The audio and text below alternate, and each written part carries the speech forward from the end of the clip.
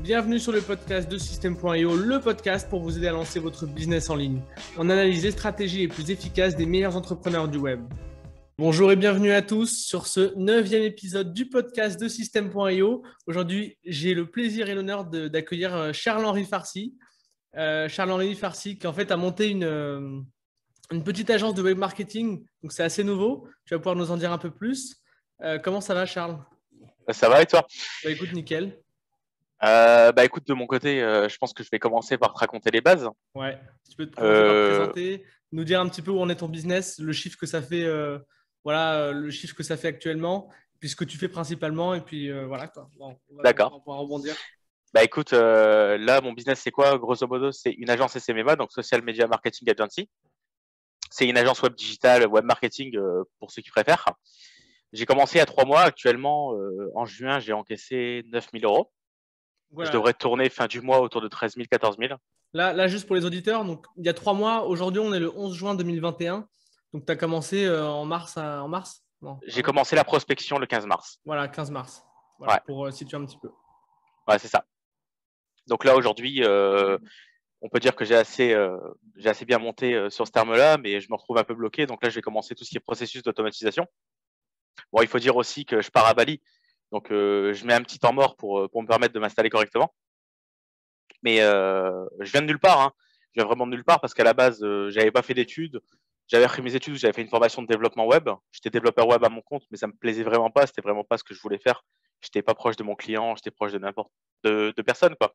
Je faisais rien d'autre que du développement web. Donc j'ai arrêté sur un gros coup de tête. Je suis devenu livreur Uber Eats.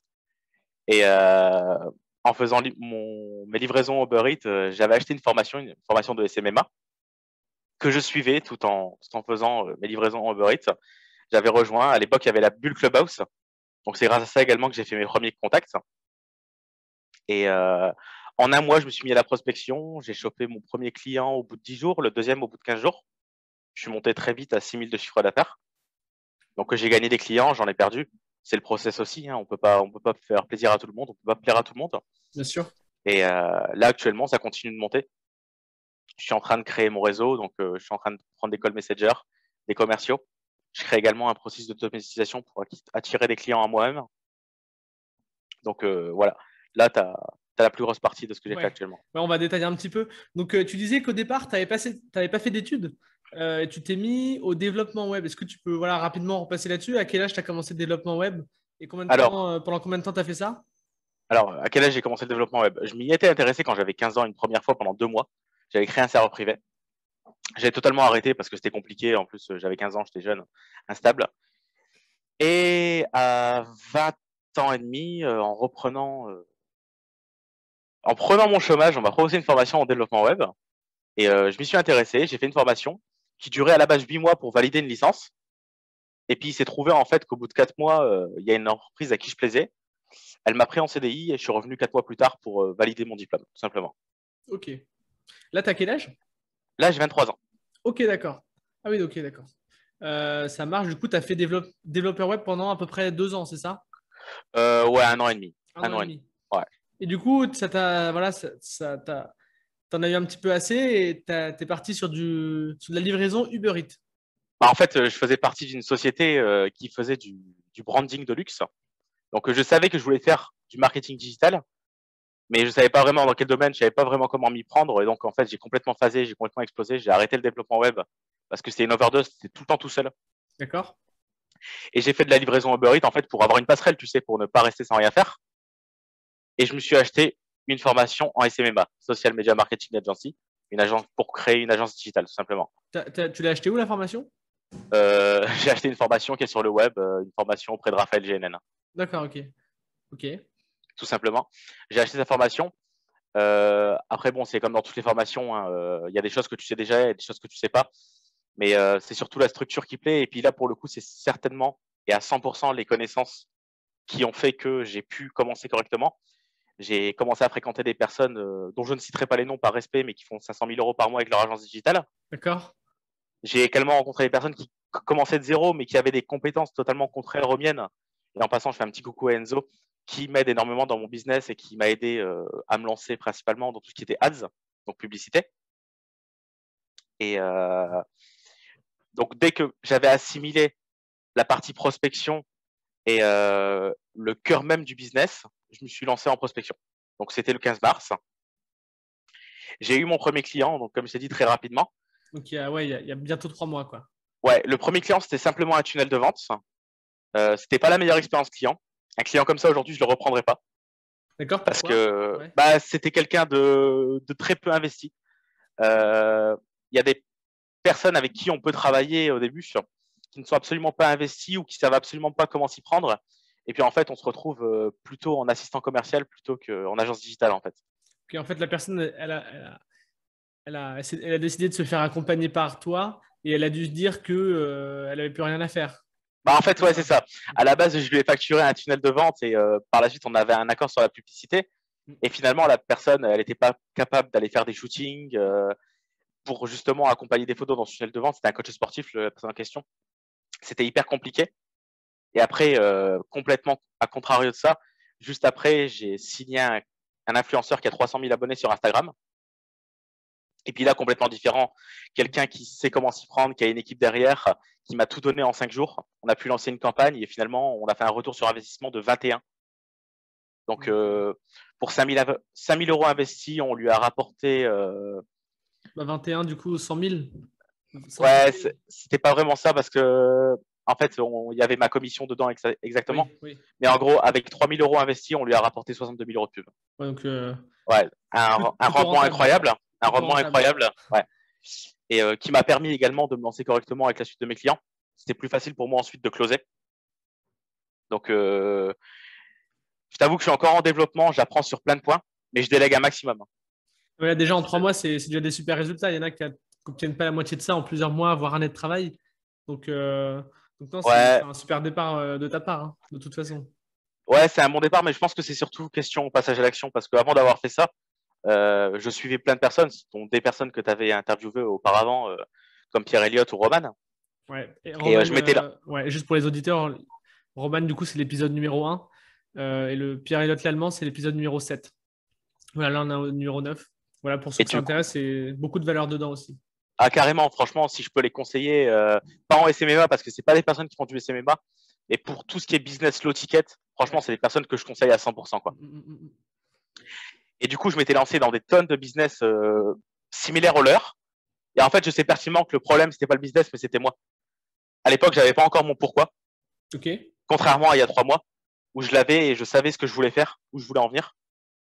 Et c'est ça qui m'a permis de passer à 10 000 euros par mois. Enfin, 10 000 euros par mois, je vais certainement être plus haut ce mois-ci.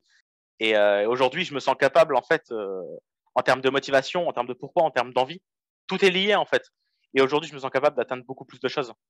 Ok. Tu veux détailler un petit peu sur ton pourquoi ou tu préfères que ça reste personnel? Bah, le pourquoi, je pense que non, il n'y a pas de souci là-dessus, je vais détailler. Et je pense que c'est surtout en fait le quotidien. En fait, tu sais, tu te plais dans un quotidien qui finalement ne te plaît pas. D'accord. Et en fait, tu as l'accumulation. Et je pense que le principal problème dans ma situation, c'est qu'il y a des personnes, ils ont leur pourquoi le jour où ils tombent très bas.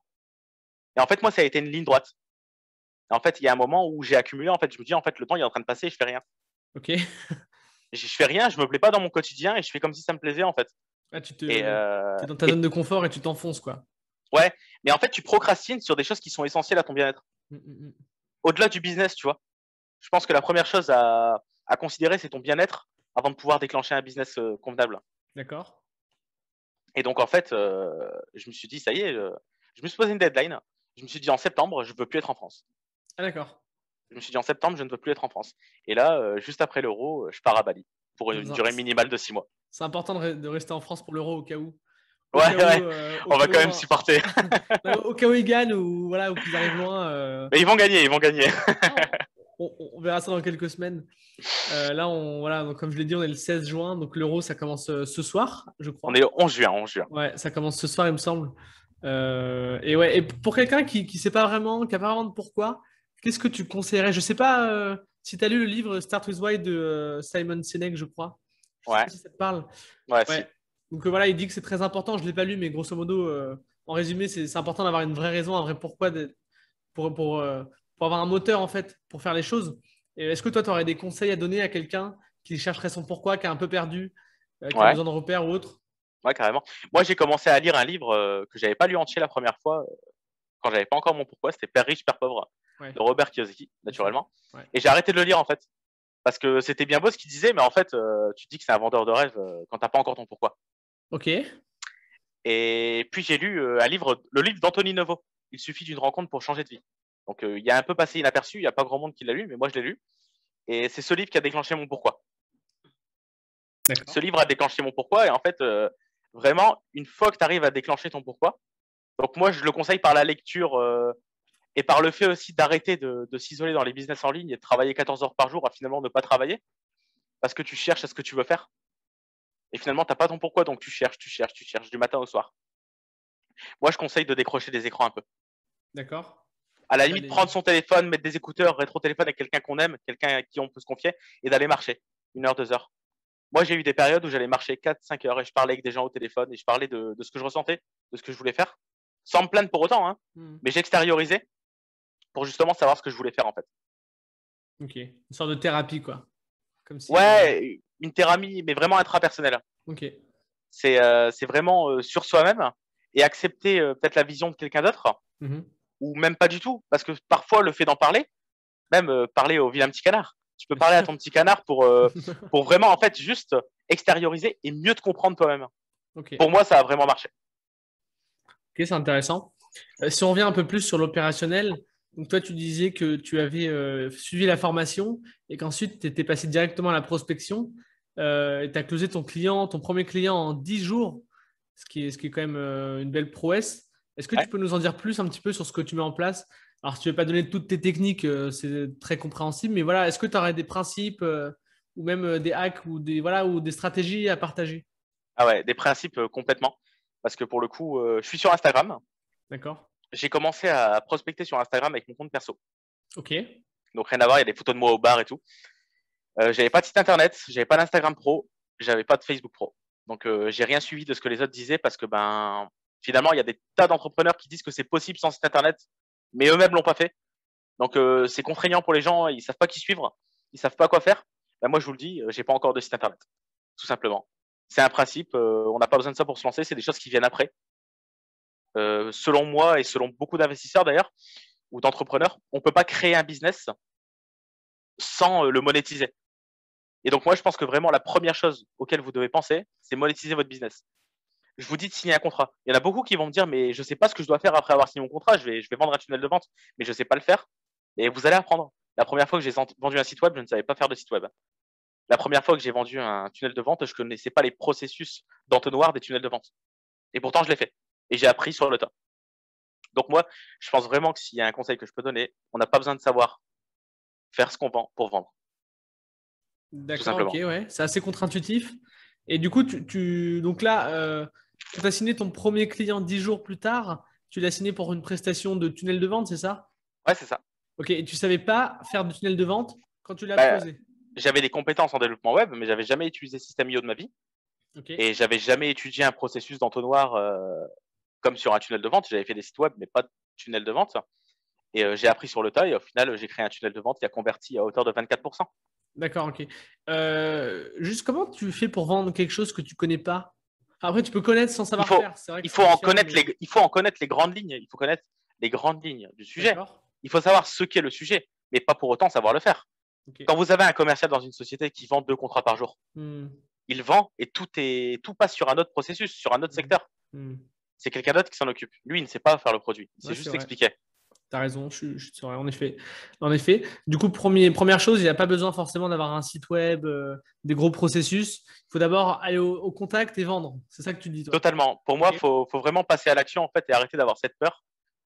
Bah, finalement, c'est c'est le syndrome de l'imposteur. Ouais. C'est on a peur de vendre quelque chose qui n'est pas à la hauteur d'eux. Mais Ouais.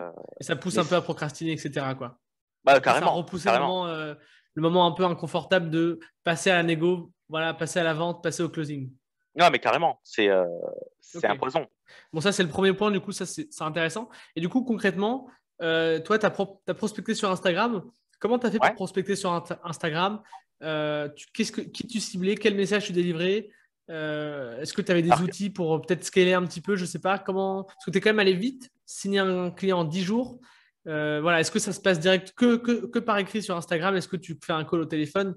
Voilà, raconte-nous un petit peu. Ouais, bien sûr. Bah, ça, sur le coup, c'est pas mes stratégies actuelles, du coup, mais c'est les premières. D'accord?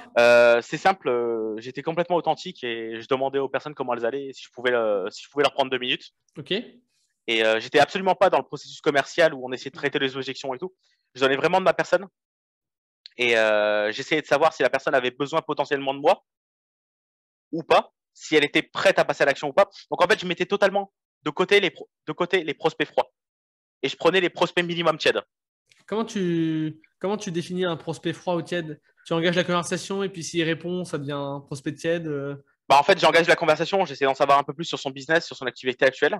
Ok. Et dès Tu que j'en sais qualifies le prospect. voilà, je le qualifie. Et dès que j'en sais un peu plus sur lui, je vais venir placer quelque chose qui pourrait lier son business et le mien. D'accord? Tu peux donner un exemple? C'est un peu Un, flou, exemple, hein. Ouais. un exemple, par exemple, je parle avec un coach sportif qui a un site internet et qui n'a pas de processus de vente. D'accord? Ouais. Donc, il y a un site internet, mais malgré tout, il faut aller vers lui pour acheter son coaching. Mm, mm, mm. Donc, je lui parle de mettre en place un processus de vente. S'il est réceptif, alors j'engage avec lui et je lui propose un appel dès que l'opportunité se crée. S'il n'est pas réceptif, je laisse de côté. Ça, c'était mon activité au début, pour gagner un maximum de temps. Je faisais quoi? Je prospectais 20 coachs par jour. Ok. Voilà. Et ça allait très vite parce que je personnalisais au fur et à mesure de la discussion. Je ne préparais pas le message initial. Ok, d'accord. Donc, ouais, donc tu engageais la conversation avec les personnes et une fois que tu les avais qualifiées, tu essayais de petit à petit amener Ouais, tes prestations. Mais du coup, l'inconvénient, c'est que c'est assez chronophage. c'est assez chronophage, mais oui et non en fait. C'est chronophage, mais malgré tout, il y a le côté humain. Et le fait d'inclure le côté humain, ça fait que chaque discussion est unique. Ouais, non, bien sûr, bien sûr. C'est une technique comme une autre. Et c'est peut-être ce qui explique que tu as closé si vite ton premier client. Le fait que tu passes un petit peu du temps, que tu mettes de ta personne et que ce ne Bah, soit moi pas des trucs personnellement, automatisés, tu ouais. vois. Moi personnellement, quand je suis en phase de prospection, j'ai toujours pas changé ma méthode. Je priorise toujours le côté humain. Je pense C'est que c'est important, ouais. ouais, parce que personnellement, je suis le client type. Ou si on met de côté le côté humain, excuse-moi, où je vais me braquer. Ok, ouais. Donc je traite cette objection en premier de mon côté et ensuite je vois la suite. Ok, d'accord, ça marche. Là, tu disais que tes méthodes avaient un petit peu évolué. Est-ce que tu veux en dire un peu plus? Mes méthodes ont un peu évolué. Ouais, j'ai plus les mêmes types d'approches. J'ai arrêté déjà de prospecter les personnes qui avaient moins de 10 000 abonnés Ouais, ok. parce que j'aimerais arrêter les contrats one shot parce que généralement, quelqu'un qui a moins de 10 000 abonnés, tu vas pouvoir lui vendre un tunnel de vente, mais c'est des personnes moins impliquées dans tout ce qui est processus de publicité, etc. D'accord. Et moi, c'est ce qui m'attire le plus. Ouais, ouais, il y a un côté un peu long terme sur la pub. Il y a un côté long terme, carrément. Il y a un côté mensuel, il y a un côté Il y a une serein. récurrence, quoi. Ouais, Mm. carrément. Donc, j'arrête de prospecter les personnes qui ont moins de 10 000 abonnés. Et ma prospection, elle a changé par contre. Il y a toujours ce côté humain, mais j'hésite pas à envoyer un message vocal, j'hésite pas à envoyer une vidéo. Quand j'ai changé 2-3 messages avec la personne, j'hésite pas à l'appeler sur Instagram. Ok. Je suis beaucoup plus agressif, mais tout en gardant ce côté humain. Ouais, d'accord, ok, je vois. Et tu restes sur Instagram? T'as pas changé de canal, par exemple, le cold emailing, tu vois, ou alors sur Facebook ou autre? Alors, j'ai un call messenger qui fait du cold emailing pour moi. Ok, Moi, de mon côté sur Facebook, non, je prospecte pas. J'ai même pas de LinkedIn pour l'instant, je suis en train de le créer. d'accord. Et je suis également en train de m'occuper de tout ce qui est plaquettes et tout. Il faut savoir Ok, que j'ai closé sans jamais exposer un devis. bien sûr, d'accord. À Ok, chaque fois que j'ai exposé un prix, c'était oralement. ok, Donc, ok. c'est vraiment contre-intuitif, comme tu disais tout à l'heure, tout simplement. Hein. Ouais, ouais, Mais c'est j'ai vraiment jamais exposé un devis. c'est comment dire? C'est vraiment le minimum syndical, en fait. Tu vois, Ouais, je te fais ça contre ça. Il n'y a pas toute la paperasse, toute la bah, forme. C'est à partir vraiment, du moment où il me dit oui, concrètement, c'est ça, quoi. Ouais. à partir du moment où il me dit oui, je rédige le contrat. Ok, il y Je a lui quand même en... un contrat, ok. Oui, il y a un contrat. C'est faut rester dans la légalité. Oui. Mais pour faire signer une facture, il n'y a pas besoin d'un devis préalablement. Non, bien sûr, bien sûr. Ouais, ouais, Et ouais. donc, je fais signer le contrat, j'envoie la facture, je reçois le paiement et on commence. Ok. Et toi, du coup, tu as commencé par vendre du tunnel de vente Ouais. et ensuite tu es passé sur la publicité. Donc, la publicité, j'ai envie de te demander qu'est-ce qui t'a attiré dedans. Je me doute qu'il y a déjà le côté récurrent et le côté complémentaire. Mhm. Mais c'est vrai que c'est pas évident la publicité. Beaucoup de personnes se cassent un petit peu les dents dessus. Est-ce que tu aurais des ressources ou des conseils? Comment tu as appris en fait la publicité? Non, j'ai pas appris. J'ai tout D'accord. délégué. Ok. D'accord. Alors, la première campagne, je l'ai faite toute seule. Enfin, pas toute seule. Je l'ai faite avec quelqu'un qui m'a accompagné. Parce que la première Ok. campagne, je tenais quand même à y mettre mon nez pour savoir de quoi je parlais, pour Bien savoir sûr. quoi je vendais Tout à et fait. pour savoir qu'est-ce que je déléguais. Ok. Donc, c'était Enzo, la personne en question dont je parlais tout à l'heure. J'ai énormément travaillé avec. Ensuite, j'ai travaillé avec un autre media buyer également. Mais j'ai rien fait en termes de publicité tout seul à proprement parler. Et donc toi, ton expertise dans ce business, c'est vraiment l'approche des clients, le closing et les tunnels de vente. Ça, tu délègues pas ça. Ouais, mais j'espère le déléguer. Enfin, Bien le sûr. business model du SMMA m'a attiré parce que justement, c'était un business model où on pouvait pricer un certain prix sur lequel on pouvait marger énormément de sorte à garder une belle somme pour nous. Bien sûr. Ouais, c'est avant tout un business d'agence et si tu regardes, C'est, vas-y, je t'en prie. en fait, on va pas pricer le produit, on price la valeur perçue. Tout à fait. Et ça a de la valeur, hein, de toute façon. Ça a de la valeur. C'est comme tu disais tout à l'heure, le retour sur investissement, c'était je sais plus combien, 50 fois. Bon bah 21, ouais. ouais, 21, mais peu importe, c'est énorme quoi. Ouais, Euh, carrément, carrément. Et comment t'as trouvé une personne à qui déléguer la partie publicité? Ah, pour le coup, c'était clairement la formation que j'ai rejoint. Il y avait Ok. un gros réseau, il y avait 900 personnes. C'était la bulle de Clubhouse, comme je t'ai expliqué tout à l'heure. Et on s'est fait des soirées SMMA sur Clubhouse où on a perdu notre temps à discuter et à refaire le monde alors qu'on aurait dû être en train de prospecter ou en train de travailler. Mais j'ai rencontré donc 6 ou 7 personnes qui justement m'ont permis de construire mon réseau et de déléguer directement. Ok. Et en fait, c'est quoi? C'est sur les membres de la formation, vous étiez en contact en fait, et Ouais, vous c'est faisiez ça, des soirées autour du Au- SMMA sur Clubhouse en fait. totalement. Ok. Et c'est là que tu as trouvé ton prestataire en publicité. C'est ça. D'accord? Et comment ça s'est passé l'approche? C'est quoi? Il t'a proposé il t'a exposé son expertise en publicité. Toi, tu lui as parlé de Ouais, ton projet. Et du coup, vous vous êtes rapprochés. Il a essayé. Ça a fonctionné? ouais, c'est ça. C'est quelqu'un qui venait du drop à la base. Ok. Ouais, donc, On parlait énormément, donc c'était plus amical que professionnel au début. d'accord. Et le soir où j'ai commencé ma campagne pour mon client, on était en FaceTime. Et là, il me voit dans un gros flou. Et il m'a dit, bon, vas-y, allume Zoom, on va la faire à deux. Et donc, c'est comme ça que ça a commencé, tout D'accord. simplement. Ok. Ok. Ouais, Ok. Et concernant le pricing, comment tu prices tes clients? Tu parlais de commission. Est-ce que il y a une partie fixe et une partie commission? Pour quelqu'un qui lance son agence aujourd'hui et peut-être qu'il se demande comment pricer un client, peut-être que des gens ouais. ont peur de pricer assez haut. Donc, Ouais, je suis l'exemple parfait. Hein. ok. La première fois, j'ai pricé un fixe. La deuxième fois, j'ai pricé un fixe. La troisième fois, j'ai pricé un pourcentage. Et la quatrième fois, j'ai pricé un fixe plus un pourcentage. Parce que je me suis rendu compte Ça des passait bêtises que quoi. je faisais, en fait. Ouais. Bah, pas du fait que ça passait, en fait. C'était le syndrome de l'imposteur. Moi, Ok. au début, j'étais persuadé de ne pas l'avoir du tout. Et j'étais limite à me dire, mais non, enfin, mon produit, il vaut pas 3 000 euros. Mais non, mon produit, il vaut pas 5 000 euros. Alors que si. Alors que si. Si tu as si t'as la bonne perf derrière, que tout le travail en amont il est fait correctement, si ton travail il vaut 5 000 euros. Ouais, ouais. De toute façon, je pense que peu importe ce que tu vends, si ton client a un retour sur investissement, il n'y a pas de souci, quoi. Après, ouais, mais après, T'as pas à rougir, en fait.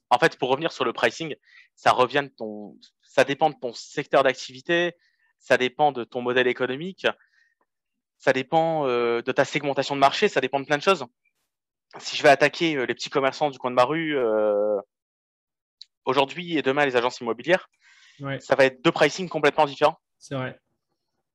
Après, il y a de la publicité où on va chercher à avoir de la notoriété, il y a de la publicité où on va chercher à vendre, il y a de la publicité où on va chercher à avoir des leads. Hmm. C'est vraiment, ça dépend de ton secteur d'activité. Ouais, ouais, c'est vrai. Et je pense pas encore avoir assez d'expertise pour pouvoir parler d'un pricing correct. D'accord, ok. Toi, actuellement, tu veux en dire un peu plus sur tes pricing? Tu préfères le garder pour toi, peut-être? Mes pricing, justement, c'est là le problème. Je m'adapte entièrement à mon client, en fait. Bon, ok, Si je ok. vois que le client il est prêt à lâcher 10 000 euros, je vais aller. Tu vas Je pas vais pas, t'embêter. je vais pas m'en Tu vas pas te empêcher, tu gêner, vois. ouais. Ouais, ouais, ouais. Mais, c'est aussi le business model qui le permet, en fait. Mhm. Quand tu prends un media buyer, tu lui donnes un pourcentage du contrat. Quand tu prends un closer, tu lui donnes un pourcentage du contrat signé. Mhm, Et c'est mhm, aussi ce business model qui te permet en fait de garder toujours le même pourcentage à la fin. mhm. Donc, suffit d'avoir l'équipe pour, simplement. C'est vrai. Ça offre une certaine visibilité, quoi. Ouais. Ok. Parce que là, ça fait 3 mois que tu as commencé, ça a l'air de bien se passer. Est-ce que tu as eu des échecs ou des gros problèmes, des freins, Ah, des... en fait, c'est la seule chose que je retirerais bien à l'entrepreneuriat, mais que quelque part tu es ça, mais quelque part tu adores ça. C'est les montagnes russes émotionnelles. C'est vraiment, tu as des vagues à longueur de journée. Ok. Et encore plus dans la pub au tout début. T'as envie de regarder tes campagnes publicitaires toutes les 20 minutes. C'est horrible. C'est vraiment horrible. Aujourd'hui, j'essaie de les regarder maximum 2 fois par jour. Et encore, c'est trop, je pense. Mais vraiment, c'est les montagnes russes émotionnelles. Et ouais, il y a eu des mauvais moments. Il y a eu les moments où le client te dit oui, mais il met un temps fou à te faire le virement. Il y a eu le moment où tu commences et t'es pas sûr de ta perf sur Facebook Ads et tu paniques. Tu sais pas si ton résultat c'est quelque chose de bon, c'est quelque chose de pas bon, mais ça fait partie du jeu. C'est Ok. l'apprentissage. C'est comme quand tu arrives dans une nouvelle école et que tu as un nouveau professeur Mhm. qui te parle sur un ton assez sec. Tu sais pas si c'est lui ou tu sais pas si c'est toi le problème. Ouais. Et c'est un peu pareil, c'est le business. Faut découvrir, faut Ouais. apprendre. Ce côté incertitude. Il peut pas y avoir du bon partout en fait. Ok. Mais là, Il faut après, découvrir. ça, le virement qui met un peu de temps à arriver, la pub qui met du temps à démarrer, euh, c'est des problèmes, certes, mais tu vois, c'est pas vraiment des. C'est pas un gros échec, tu vois. C'est pas des. Est-ce que tu as eu un C'est échec où, par exemple, tu closes un client assez cher, par exemple 10 000 euros sur un fixe et du variable, ensuite, et qu'en fait, tu fais un, deux, trois essais et que tout rate. Est-ce que tu as eu vraiment des. Tu vois, vraiment des. Tu t'es cassé les dents, euh... quoi. Non, mais je pense qu'il y en a un qui arrive. D'accord, ok. Ouais, ça va C'est, arriver, c'est encore trop tôt. je pense, mais c'est encore trop tôt pour juger. Surtout que pour l'instant, je suis encore beaucoup trop dans mon business. Et en fait, je suis tellement perfectionniste qu'en étant dans mon business, je vois tout ce qui se passe et je laisse rien passer en fait. Ok. Mais le jour où je serai totalement sur mon business et que je pourrai pas avoir les yeux partout, je pense qu'il y aura des échecs. Et c'est normal. Bien sûr, bien sûr. C'est normal. C'est pour ça que je pose la question.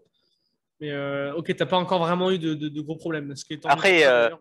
c'est c'est compliqué à juger en fait un gros problème parce qu'il y a la valeur perçue, tu sais, il y a des clients, ils vont être dans le positif, ils vont gagner de l'argent avec toi, mais ils vont considérer qu'investir 3 000 euros pour en gagner seulement 5 000, ça va pas être valable et ils vont arrêter. Ouais, Donc ça, tu c'est pourrais pas non considérer, plus. Ouais, mais c'est pas non ouais, plus une tu, catastrophe, quoi. tu pourrais considérer ça comme un échec, mais ça n'est pas réellement en fait. C'est juste le client qui n'a pas eu la même perception des choses que toi, Ouais. Ok, tout ça simplement. marche. C'est quoi la suite pour toi? Ça fait que 3 mois, c'est assez tôt. Euh, c'est assez jeune, pardon. Ouais. Qu'est-ce que tu envisages pour l'année qui reste, la fin de l'année 2021, 2022, 2023? Alors, Qu'est-ce que tu envisages? Déjà alors partir à déjà, Bali? bah là je pars à Bali en fait. Premièrement, c'est pour changer mon quotidien, pour me mettre D'accord. dans un univers que je préfère et pour me mettre à 100% dans mon agence. Et également pour perfectionner mon anglais, parce que moi j'aimerais attaquer le marché anglais. Les coachs, les infopreneurs, c'est super, mais c'est un marché très restreint en France et même saturé. Euh, et un second projet, je compte ouvrir une agence avec cette personne en question dont je vous parlais tout à l'heure, Enzo? ouais, Enzo. Ok. Je compte ouvrir une agence avec sur un autre secteur complètement différent et prendre un mentorat avec une des plus grosses têtes du SMMA actuel. Donc on n'est pas sur un mentorat classique où on paye une formation et basta. Là, on parle d'un vrai mentorat, un vrai accompagnement où tous les jours on est avec la personne. Et voilà, là, c'est les gros projets. J'aimerais finir l'année à au moins 50 000 euros de chiffre d'affaires mensuel. D'accord, ok. Là, tu avances assez vite, donc tu seras peut-être même au-delà. Surtout si ça va assez vite, peut-être si tu closes des clients, plusieurs clients. Ça peut aller bien plus vite, mais ça dépendra d'à quel point je peux mettre en place mon processus d'automatisation. Ok, Parce que là, l'étape là qui arrive, c'est de commencer à prendre des closers, commencer à prendre des call messengers, automatiser et vraiment être sur mon business et plus dedans. Parce que là, déjà, avec actuellement 6 clients, mhm. je vois déjà que je commence à être surmené. D'accord. Ouais, donc Je là, suis, il y a ouais. un vrai souci de processus et de délégation là. Là, il y a un vrai souci de processus de délégation. Mais c'est un souci auquel tout le monde est confronté. Bien sûr, bien sûr. C'est inévitable. Ouais, et puis c'est un bon problème aussi. Ouais, ouais. Bah, c'est Et- l'effet boule de neige, hein. Il Mhm. y a un moment, la neige se forme, on continue d'avancer, on n'a pas envie de l'arrêter parce que si on l'arrête, ça fond de toute façon. Mhm. Et à un moment, on se retrouve bloqué parce on la dirige plus correctement, Mhm. tout simplement. Tu sais déjà comment tu vas te prendre pour passer un peu ce cap où où tu dois déléguer un peu plus pour moins être surmené? Là, je pense que parmi nos auditeurs, on en a plusieurs qui sont dans ce cas-là. Ouais, on en a plusieurs qui sont dans ce cas-là. Alors, j'ai les grandes lignes. Mhm. J'ai les grandes lignes, mais pareil, je peux pas être à même d'en parler Non, avant tu de l'as pas l'avoir fait, encore tu vois. fait, mais Non, peut-être ouais. que tu as des idées déjà. Ah, bien sûr, j'ai des idées, hein. Il me faut un processus qui m'apporte des leads qualifiés journalièrement pour pouvoir les envoyer à des closers, pour pouvoir ensuite closer et les renvoyer aux prestataires en question. Hmm. Donc, il me faut une équipe de prestataires, il me faut une équipe de closers et mon processus pour apporter des leads qualifiés. Ouais, pour petit à petit, plus ou moins t'extraire du business. Pas du Ouais, business, bah, mais moins pouvoir être scaler ouais, correctement. ouais, pouvoir scaler. Parce Ok. que si tu restes dedans, tu pourras pas scaler. Ah, c'est sûr. C'est sûr. Et pour revenir à Bali, pourquoi tu as choisi Bali et pas un autre pays? Tu aurais pu aller en Angleterre, par exemple, pour apprendre l'anglais ou autre part, mais pourquoi Bali? Alors, euh, déjà, j'ai choisi l'Asie parce que j'adore l'Asie. D'accord? Numéro 2, j'aurais pu choisir l'Amérique du Sud parce que j'aime aussi, mais C'est un peu moins anglais. L'Asie, c'est un peu moins cher. Donc, il y a D'accord, oui. surtout une sécurité économique. J'ai pas Ouais. envie de dépenser tout mon argent et j'aimerais en garder pour investir dans mon agence. Ok. Et tertio, j'avais choisi Bangkok à la base, mais ils l'ont confiné. Ok, ouais. J'ai des amis à Bali. Il y a énormément d'influenceurs et d'infopreneurs à Bali. Ouais, il y a une communauté, hein. Donc c'est un bon pied à terre pour pouvoir, pourquoi pas, faire énormément de connaissances, closer encore des personnes. Il y a, il y a tout ça, quoi. Ouais, c'est sûr. Ok, ça marche. Euh, Est-ce que tu aurais un livre ou même plusieurs livres à recommander? Père riche, Père pauvre de Robert Kiyosaki, Ouais, dont j'en ai parlé tout classique. à l'heure. Mm. Et il suffit d'une rencontre pour changer de vie de Anthony Neveu. Ah, ok, ouais, bah, les deux Ouais, livres que tu, ouais. les deux livres que tu mentionnais tout à l'heure. Après, il y en a plein d'autres, mais c'est vraiment les deux que je mentionnerai principalement. Ok. Est-ce que tu aurais un conseil, vraiment un conseil à garder en tête pour toute personne qui voudrait lancer son agence marketing tout de suite? Il faut arrêter de se poser des questions. C'est-à-dire passer à l'action tout de suite. Ouais, il faut passer à l'action. Arrêter de se poser des questions. Les meilleures réponses, on les aura face aux échecs. Quand un client va nous envoyer chier, quand, quand on va se louper sur une campagne, quand on va se louper sur un tunnel, quand on va oublier d'enregistrer son tunnel et qu'on va devoir le refaire à zéro. Que de belles paroles. Non, mais c'est comme ça qu'on apprend. Il faut arrêter de se poser des questions. Ok. Et ce serait quoi pour toi la première action pour passer à l'action justement? La première action pour passer à l'action, Ouais, pour lancer une agence. Pas forcément pour de tunnel de vente, mais d'autres, peu importe, une agence de publicité ou autre. c'est assez vaste comme question parce qu'il y a quand même pas mal de processus pour commencer à créer l'agence. Il faut trouver un nom, il faut trouver son secteur d'activité. Mais je pense qu'il faudrait trouver avant tout le secteur à prospecter D'accord? et il faut aimer ce secteur. Ok. Donc ça, ce sera la C'est première étape. Trouver ouais, vraiment sa cible et être ouais. sûr qu'on aime bien pour Trouver tenir sa sur la durée. cible et pour aimer en discuter avec les clients, Ok. pour aimer s'imprégner de leur projet. Ok, très bien. Où est-ce qu'on peut te suivre? Là, On peut me suivre, si on veut te retrouver un petit peu, suivre ton aventure. ouais, bah, on peut me suivre sur Instagram, Ok, Charles-Farsi. ça marche. Et actuellement, je suis également en train de créer un groupe Facebook autour du SMMA D'accord? parce qu'il y a eu plusieurs micmacs au niveau des groupes français en SMMA. D'accord. Et justement, par rapport à ça, j'en ai créé un totalement gratuit où on peut venir construire son réseau. Bon, on le mettra dans la description, tu me l'enverras après. Ah, bien sûr. Euh, Et enfin, dernière question, est-ce que tu aurais une recommandation ou une personne qui tu penses sera intéressée pour passer sur le podcast de System.io après toi? Bon, t'as peut-être pas eu le temps d'y Euh... réfléchir. Ah ouais, j'ai Je te carrément prends, pas eu le temps d'y je te réfléchir. prends au dépourvu. Ouais, mais entièrement au dépourvu. Ouais, si tu veux, tu me diras après, hein. Euh... Ouais, carrément après. Moi, ça marche. Bah, écoute, Charles, je te remercie beaucoup. Merci à toi. C'était un plaisir. Et puis hâte de voir ce que ça donne, ce que donne ton agence à la fin de l'année et puis comment ça roulera pour toi à Bali, quoi. Ouais, j'ai hâte de voir la suite de l'aventure aussi. Yes. Bah, merci beaucoup. Merci à toi. Pour les Bonne soirée. auditeurs, merci, salut. Pour les auditeurs, je vous invite à liker le podcast, vous abonner, le partager à vos amis et puis à me faire vos retours s'il y a des choses qui vous plaisent et puis des choses qui vous plaisent moins. Je vous dis à la semaine prochaine.